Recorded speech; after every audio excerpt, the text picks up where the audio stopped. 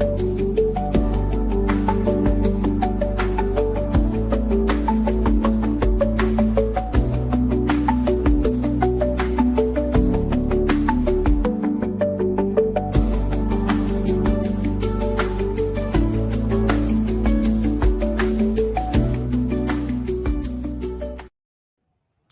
everyone, thanks so much for joining on what is a really momentous day. We have the ceasefire. Donald Trump, he blinked, it's brinkmanship, whatever you want to say that it is, but there is a ceasefire, 2 weeks ceasefire between Iran and the US, and that is contingent on the Strait of Hormuz opening. Now I have heard, and there are reports out there that Iran is going to charge tankers $1 million to pass through the Strait of Hormuz. That may worry some people. They might think, well, actually, is that going to get commodities flowing through the strait? I actually think it is, because a lot of those tankers, they're worth about 100 million in terms of the cargo. So actually 1 million is a really small percentage. So I still think that's going to happen. There are still some risks out there. We are a very headline driven market. But let's drive straight into the markets, because the market reaction has been absolutely huge. Now, this shows the oil price. So it's the Brent crude oil price. And I just want you to look to the right-hand side of the chart. And as you can see, a massive gap lower. So we got the a very kind of early morning. We got the news that the ceasefire was happening. We saw a massive drop from about $108 all the way down to $92. Now that is a huge move of about 15%. And since then, we've kind of oscillated between about 94 to 92. So it really shows that the market is taking this ceasefire seriously. Now, what does that mean? That means that they like the idea of the ceasefire. The ceasefire needs to hold to continue to see the progression and the downward progression in the oil price. So just one thing to note is that the oil price has dropped very, very significantly. The fact that it's below $100 per barrel is really, really important. The fact that it is also below, well below $100 per barrel is important. But we are still not quite at an average for the last 12 months. So the last 12 months is about $80 per barrel. If you remember way back when, sometime towards the second half of 2025, we were about $50 per barrel. So we're still away from that. So there is still a little bit of caution in the market, but the fact that we are, actually, as the US comes on board, we are continuing to see that decline in the oil price. We're currently now at the lows of the day, testing 90, just below 92 actually. So we're seeing it in live time, currently trading 91, 98, well, about 92-ish dollars. That suggests that the market is very, very euphoric, and it is taking this ceasefire for granted. Now, of course, there's loads and loads of caveats to this. Will the ceasefire hold? What does it mean about the opening of the Strait of Hormuz? But there is definitely a lot of optimism that commodities can flow through the Strait of Hormuz, and that is not going to be so much of a problem. Now, it's not just had an impact on that. If we look at the US 100, so that is the NASDAQ index, massive green candle there. So we've seen a big pop higher. It's trading about 3% higher on the day, but we have seen some big moves across equities. So equities are surging, the oil price is declining. We've seen bond prices, which we'll look at in a moment, they are much lower. We've seen a real sharp decline in the dollar. Remember, the dollar was one of the top performers during this whole conflict. Right now, if we look at the pound, as you can see, this is actually a long-term chart of the pound. It's 5 years worth of the pound, and this is pound versus US dollar. And as you can see, we're still in that uptrend. Even during the period where the dollar was so strong that the pound was declining, the pound was actually the strongest of the G10 currencies, believe it or not. during this whole period since the war started. Now, why is that? And some people are really confused about what's going on with the pound. Now, to explain it really clearly, the pound was the pound strength does not mean that is economic strength. So the UK economy is not resilient to higher inflation. Higher inflation was obviously, the big theme of this conflict because of the rising oil prices. And we know that the UK has a big inflation problem, but that meant that the market priced in lots and lots of interest rate hikes for the Bank of England. So at one point, at the peak of the war, it was 4 hikes that were expected from the Bank of England. That increases the yield for the pound, and that is what benefited the pound. So the pound, believe it or not, is the most resilient currency in the G10 FX space.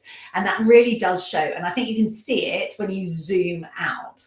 And that the pound is still very much in that uptrend. And nice, if you look to the very right-hand corner, because it is a 5-year chart, the candle doesn't look too high, but if you just follow my pointer here, as you can see, a really big move.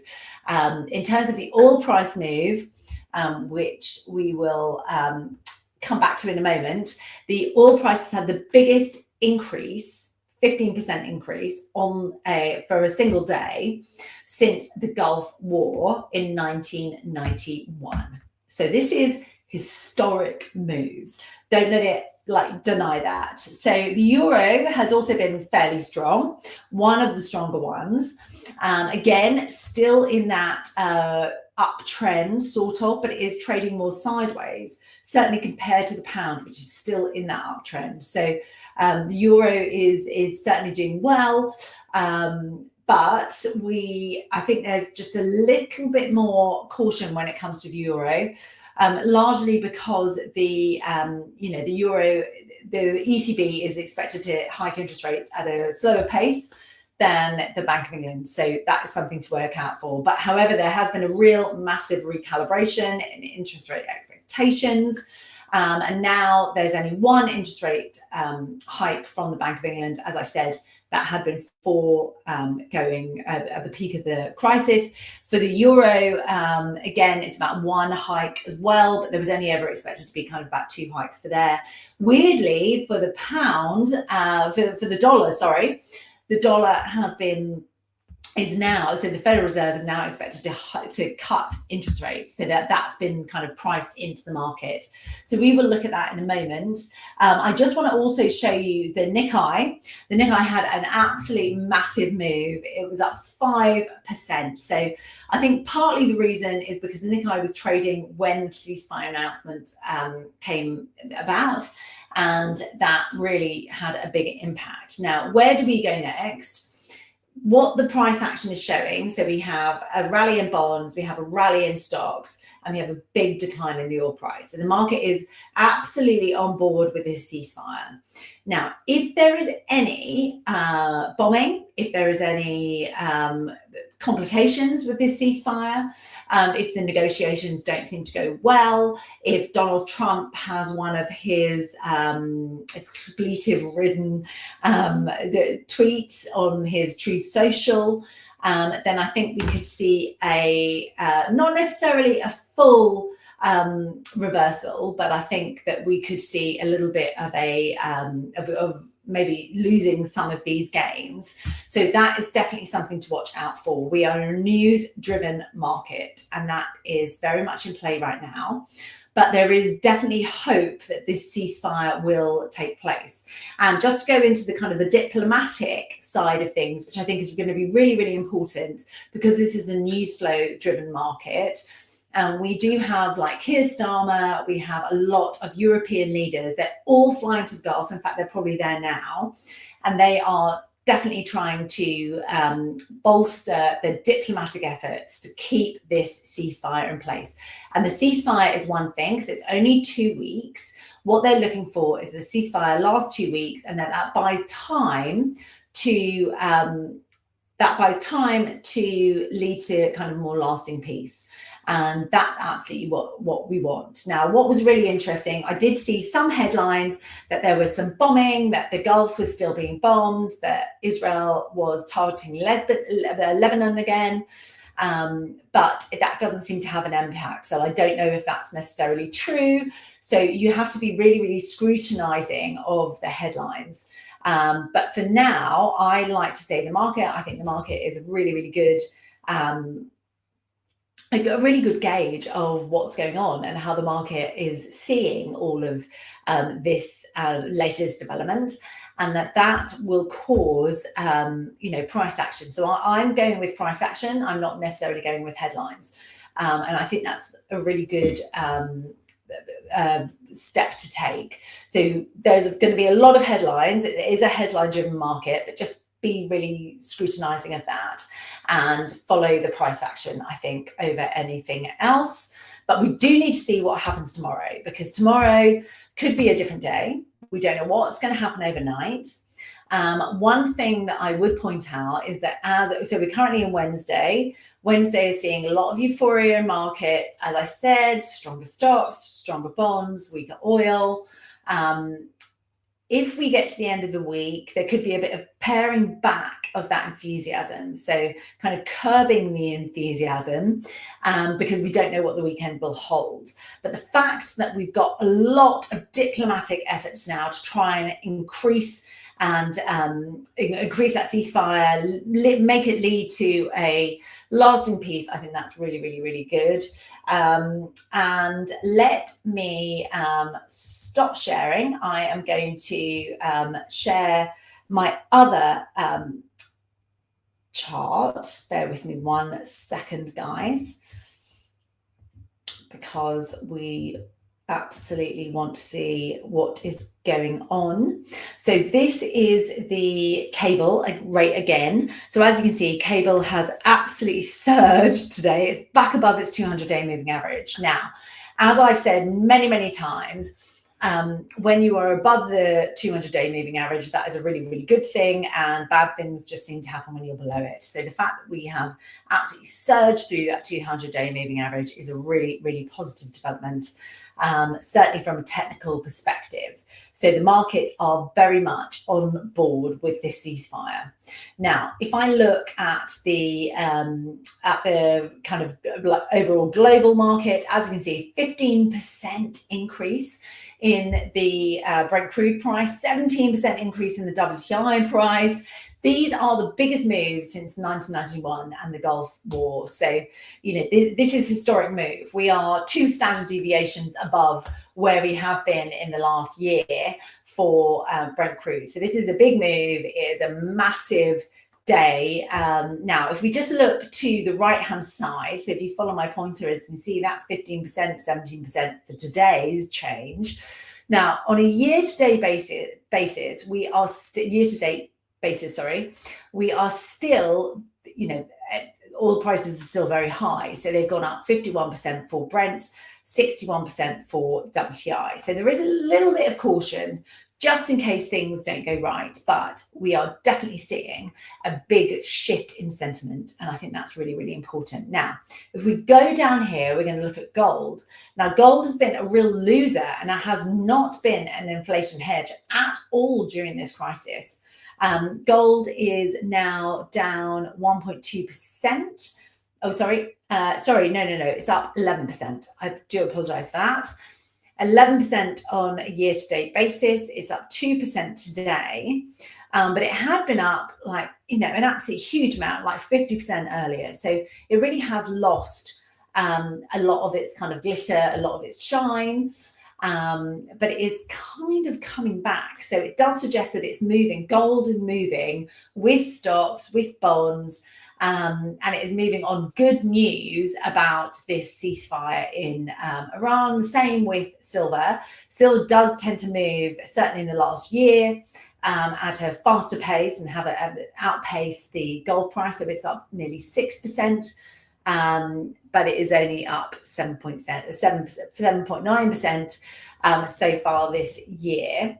Now, the other thing I want to show you is bonds. Now, the bond market has absolutely gone crazy. So this is the 10-year yield. As you can see, we are up 20 basis points. Now that is very, very unusual. I would have to say I've been in financial markets for the best part of 20 years, and you rarely see this. I've probably seen this 3 times in my whole career. So this is a major move. So we're down 21 basis points for the United Kingdom for gilt yields, 25 for France. Look at that, 30 basis point drop in Italy. And that means that we are also recalibrating expectations for interest rates. But if I look at the 2-year yield, which is much more sensitive to interest rate expectations, we're seeing even bigger moves, actually 25 basis point drop in the 2-year gilt, 28 for the French 2-year get a 2-year bond yield, and 31 basis point drop for Italy. So this is really having like a massive impact. And I do want to show you currencies as well, because the dollar had been a big winner over this whole conflict. Now it is absolutely reversing, and it is reversing hard. So just in the last 24 hours, the Swedish krona is up 2.7% against the US dollar. The New Zealand dollar is up 1.78%. The British pound is up 1.3%. So these are huge moves. Now that may not sound like a big move, especially compared to what bonds are doing, what stocks are doing, but for Forex, this is a huge move. And I think it's really, really worth pointing out. Now the euro less so, and the reason why is that the euro was seen as being a lot less impacted by kind of the inflation side of things. So it had less expectations of rate cuts. I apologize. But the Bank of England, at one point at the peak of the war, there was 4 rate hikes expected from the Bank of England. That has now dropped to 1 rate hike. So that's why the pound is actually really rebounding. So it's rebounding because of if you have only 1 rate hike, that's much better for economic growth, and economic growth is one of the factors that moves currencies. So we are seeing a real strong pound, and I think that is really kind of worth noting. If I just look at the what's going on in the since the start of the war, we have the pound as the second best performer in the G10 FX space, and that is absolutely huge. So it's up about 0.5% versus the US dollar. The fact that the US dollar was, a real kind of asset that people wanted to go into because it's so liquid. The fact that the pound has actually superseded the dollar, I think, is really, really important. Now, if I look at interest rate expectations, just bear with me one moment. As you can see, we are now expecting about just over 1 rate hike from the Bank of England this year. As I said, that had been 4. So this is a huge recalibration. So this is very, very unusual. These moves are absolutely huge. But as I say, it all depends on the ceasefire holding, diplomatic negotiations making progress, and also the fact that this 2-week ceasefire leads to a lasting peace. And that is what the market is expecting. So you have to kind of move with where the market is moving. So if the market is expecting is expecting kind of this ceasefire to last, then that is where the direction of travel for asset prices is going. So you do need to be very kind of aware. This is still a news-driven market. We need to make sure that it is that the news is still positive, because if the news is not positive, then we will see a complete reversal. Now, I just want to show you again just the Brent crude oil price. Just bear with me 1 second. I'm just going to pull this up. Bear bear with me. Yeah. So the as you can see, Brent crude just absolutely dropped like a stone, and again is just extending the downside as the US come on board, which is to be expected because the Asia started it, Europe continued it, and then the US is also reacting to this. So I think we could get down to about 90, but as I said, the average, as you can see over here, if you follow my pointer, is now the average Brent crude is actually 67. So we've still got a long way to go. Earlier it was 80. So we still have a real long way to go. So we have to make sure that we are following what that news flow is essentially, and making sure that we are reactive to the news cycle. I don't usually like that. I like to stay invested, but if you are trading in a short-term basis, you absolutely need to watch everything that's going on. You need to follow the price action, because the price action is determining absolutely everything. Right now, as I said, direction of travel is this is all positive. It's great for stocks, it's great for bonds, it's bad for oil, not just oil, but also gas as well. And I'll show you that now in a second. The gas price is down again about 15%. So this is European gas. US gas has had kind of less of an impact because it's based in the US. And that I think is something worth watching. But yeah, 17% drop in WTI, 15% drop in Brent crude. Now, this doesn't necessarily mean that Brent crude is pricing in things, and markets generally are pricing in things in the future. So that's kind of looking, they generally say it's about 6 months in the future is what markets kind of price in. That doesn't mean that there aren't going to be bumps in the road in the next 6 months, in the next 2 weeks even. So we need to kind of watch that, because that could cause volatility. If I pull up the VIX index, the VIX index is going to probably show a bit of a decline. Yeah, as you can see, so we've absolutely kind of reversed that peak. And I think we are currently trading on the VIX at about 20. So we were down at one point pre the crisis at about 13. Now that is very, very low. So usually when things are low, that kind of pops higher. But we are definitely backing away from that level, which was the peak, which is round about the first week of the conflict. And that was at 35. So we've really seen a drop in volatility. And usually that means that markets are recovering. So there is a huge amount for us to digest.